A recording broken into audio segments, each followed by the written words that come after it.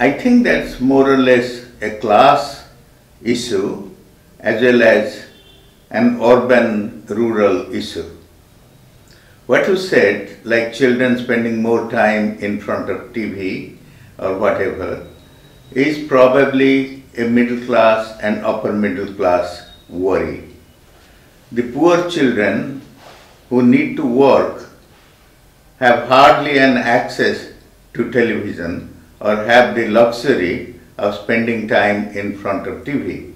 So this is a kind of new problem, a new disease. And my opinion about these things is that there must be some house rules in the urbanized families, that the child need not spend more than a couple of hours in front of the TV, except when there are special events.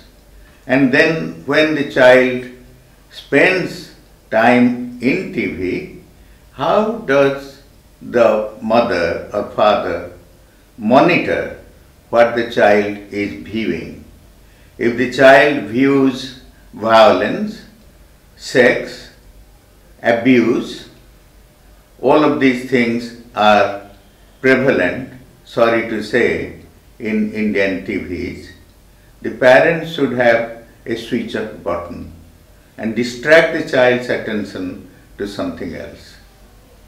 So, having house rules and having some kind of discrimination and monitoring in regard to what the kid is watching.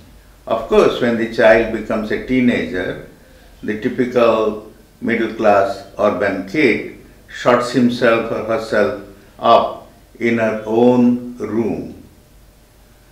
Many families do not have a room for the children, but in some middle class, upper middle class kids, the kid has a room to himself or herself, and that has both a plus and a minus side.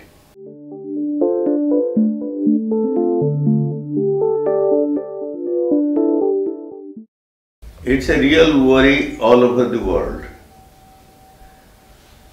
It's common sense that children need to interact with other children socially, physically. It's called face time